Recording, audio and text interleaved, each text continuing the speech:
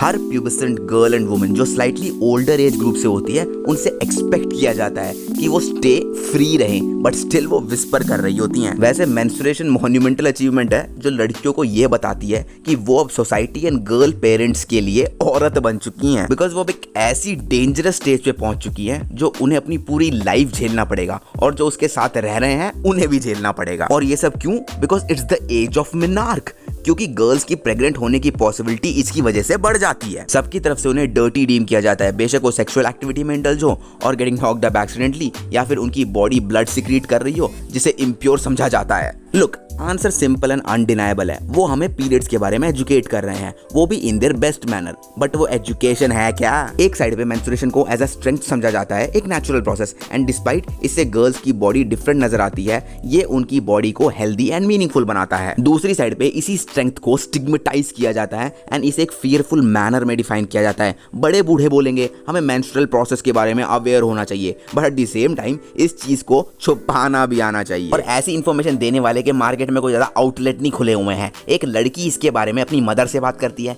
या फिर अपनी फीमेल टीचर से बात करती है, या फिर अपने लॉन्ग टर्म पार्टनर के साथ बात करती है, और ये सब उस पर डिपेंड करता है कि वो इस ब्लड फ्लो के डर्टी टॉपिक के बारे में कैसा फील करते हैं। जैसे गर्ल्स को बोला जाता है कि you are strong enough to bear the pain, but उन्हें ट्रीट किया जाता है लाइक आउटकास्ट्स, एंड इस डेली लाइफ के मोमेंटम में उनकी बॉडी फिट नहीं बैठती, स्पेशली जब वो मेंस्ट्रुएट कर रही हो तब। इंडिया के नियो लिबरल एज में काफी लड़कियों ने अपनी मेंस्ट्रुअल फ्रीडम अचीव कर ली है, हालांकि काफी ऐसी भी हैं जो इस मिथ एंड रिलीजन की कंट्रोवर्सी के विशियस साइकिल में ट्रैप्ड हैं। सैडली उन्हें ये भी नहीं पता कि उन्हें लड़ना है एंड पेन एक्सप्रेस करना है, उन्हें सिर्फ various kind of imprisonment and Shem में स्कम्ब रहना पड़ता है। वुमेन को इस चीज के लिए रिवॉर्ड किया जाता है या फिर पनिश किया जाता है, और वो भी इस पे डिपेंड करता है कि वो प्रेगनेंसी को अवॉइड कर रही हैं या फिर उसे एक्सपेक्ट कर रही हैं। ईदर वे वो ट्रैप्ड ही हैं, एंड इस पीरियड मेनिया के अराउंड काफी मिथ्स रिवॉल्व होते रहते हैं। अरे इट्स कंप्लीटली नॉर्मल, ये कोई बीमारी नहीं है यार। स्टिल काफी इंडियन हाउस होल्ड्स में मेंस्ट्रुएटिंग गर्ल्स को अचार के डब्बे और बर्तनों को टच करने से दूर रखा जाता है, बिकॉज उनके दिमाग में ये घुसा पड़ा हुआ है कि अचार में फंगस आ जाएगा और पूरा अचार सड़ जाएगा और बर्तन इम्प्योर हो जाएंगे अगर मेंस्ट्रुएटिंग गर्ल्स उसे टच करेंगी तो।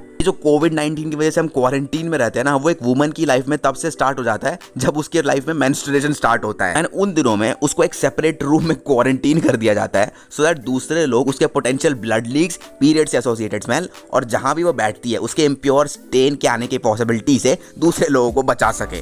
ये जो गर्ल्स को मिक्स्ड मैसेज मिलता है ना कि वो स्ट्रांग है, वो उन्हें नॉर्मल एंड न्यू नॉर्मल से अलग करता है, जिसकी वजह से गर्ल्स डिविएंट हो जाती हैं and they totally get confused. जब पीरियड्स होते हैं ना तो उसे सीक्रेट रखा जाता है, वो जहां पे भी बैठती है ना it becomes embarrassing for them. काफी गर्ल्स तो अपनी मेंस्ट्रुअल डिलेमा अपनी फैमिली से सॉर्ट आउट करवा लेती हैं और काफी दूसरी गर्ल्स से करवा लेती हैं। Schools, work place, libraries, cafes, restaurant, public spaces में वो दूसरी लड़कियों को विस्पर करती रहती हैं कि बैठ के खड़े होने के बाद उनकी ड्रेस या जीन्स पे कोई स्टेन तो नहीं आ गया, एंड 2 स्टेप्स लेने के बाद वो अपनी फ्रेंड को अश्योरेंस के लिए गेस करने लगती हैं, जैसे उनके बायोलॉजिकल प्रोसेस का कंसीलमेंट इनफ नहीं था। काफी बार वुमेन्स प्रेशराइज्ड फील करती हैं बिकॉज डिफरेंट गर्ल्स के मेंस्ट्रुएशन के टाइम पे वेरियस फिजिकल स्ट्रेंथ होते हैं। एक गर्ल की फीमेल फ्रेंड के पीरियड के टाइम पे वो ज्यादा स्ट्रांग फील कर सकती है, सो दूसरी लड़की का लेथार्जिक होना वीक लग सकता है। और ये सब क्यों? बिकॉज विमेंस के नेचुरल बॉडी प्रोसेस को शेम किया जा रहा है। अब पीरियड पॉवर्टी सेल्फ एक्सप्लेनेटरी भी है और नहीं भी, बिकॉज पीरियड पॉवर्टी का मतलब सिर्फ ये नहीं होता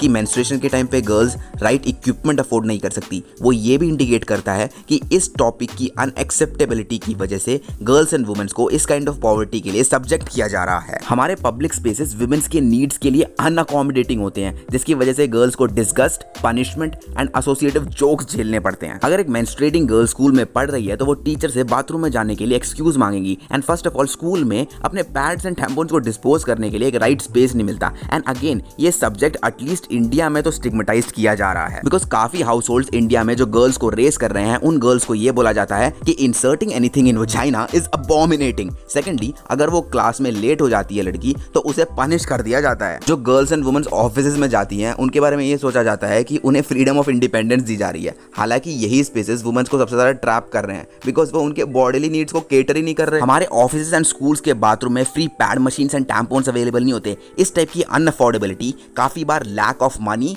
नॉलेज एंड अनइक्विप्ड स्पेसेस की वजह से मेंस्ट्रुएटिंग वुमेन में disgust, fear and vile association to menstruation का रीजन बन जाती हैं। गर्ल्स एंड वुमेन्स कितना भी अर्न कर लें, स्टिल उन्हें अपने पैड्स एंड टैम्पॉन्स को छुपाना पड़ता है और एक्स्ट्रा तो बैग में हमेशा रेडी होना चाहिए in case of emergency, because हमारी सोसाइटी में फ्री प्रोडक्ट्स देने से तो सब रिफ्यूज ही कर देते हैं। एंड ये अंडरस्टैंड करना भी इंपॉर्टेंट है कि हर मेंस्ट्रुएटर वुमेन नहीं होती और जो वुमेन तुम्हें दिखती है वो मेंस्ट्रुएटर हो ये कोई जरूरी भी नहीं है। इंडिया में ना करंटली 355 मिलियन मेंस्ट्रुएटर हैं और उसमें से 40% अनहाइजीनिक मेंस्ट्रुअल प्रोटेक्शन यूज करती हैं। एंड इस नंबर से ये क्लियर है कि ये इंडिया के मेंस्ट्रुअल हेल्थ एंड हाइजीन के लिए एक चैलेंजिंग डेवलपमेंटल इशू है। अगर तुम ये सोच के बैठे हो कि इंडिया में अब मेंस्ट्रुअल टॉक टैबू नहीं रहा, हम पीरियड से रिलेटेड शेम को बैटल कर चुके हैं एंड पीरियड टॉक नॉर्मलाइज हो गया है, then I hate to be the one to break your bubble. हाँ, ये 2021 है और हम स्टिल पीरियड्स को लेके अशेम्ड हैं। पीरियड्स को स्टिल इंडिया में टैबू ही समझा जाता है एंड लोग इससे बात करने से शर्माते हैं एंड इसकी वजह से लैक ऑफ एजुकेशन क्रिएट हो रहा है। इंडिया में ना करंटली 71% गर्ल्स को अपने फर्स्ट पीरियड से पहले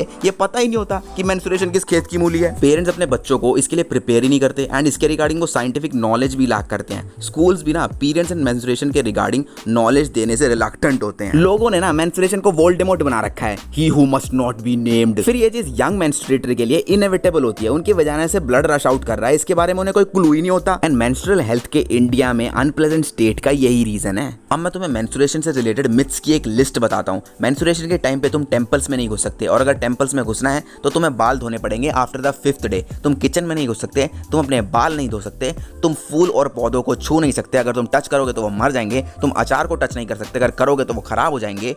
तुम कुछ भी टच करोगे वो इम्प्योर हो जाएगा। तुम कोल्ड बेवरेजेस नहीं पी सकते, अगर करोगे तो तुम्हें क्रैम्प्स आ जाएंगे and the list goes on. Isn't it absurd? And India में तो हर महीने वुमेन्स को इस एब्सर्डिटी को झेलना पड़ता है एंड काफी वुमेन्स तो इसे रिलीजियसली फॉलो करती हैं। अब तुम मुझे ये बताओ कि how are we suppose to have a good menstrual hygiene जब गर्ल्स के बाल धोने की बेसिक हाइजीन प्रैक्टिस को स्ट्रिप आउट कर दिया जा रहा है। अब मैं तुम्हें पीरियड पॉवर्टी को ढंग से समझाता हूँ। एक एवरेज मेंस्ट्रुएटर की लाइफ टाइम में 456 पीरियड्स होते हैं, दैट इज 2280 दिन के blood, cramps and mood swings. एक नॉर्मल सैनिटरी पैड कॉस्ट करता है अराउंड 5 से 7 रुपए, टैम्पॉन्स 12 से 14 रुपए, मेंस्ट्रुअल कप्स जो 5 से 8 साल तक चलते हैं वो कॉस्ट करता है अराउंड 500 रुपए और पैंटी लाइनर्स 4 से 6 रुपए। इन सबको ऐड करके 456 पीरियड के लिए एक एस्टिमेट बनता है अराउंड 70,000 से 1,60,000 रुपए का। देन खर्चा यहाँ तक भी नहीं रुकता। गर्ल्स एंड वुमेन्स को मेंस्ट्रुएशन के टाइम पे पेन किलर्स चाहिए होते हैं, हीटिंग पैड्स चाहिए होते हैं, न्यू अंडरवियर्स चाहिए होते हैं to replace the stained ones, comfort food चाहिए होता है, एक्सेट्रा एक्सेट्रा। नाउ अब इन सब को ऐड करने के बाद तुम्हारे लाइफ टाइम के पीरियड का खर्चा पड़ता है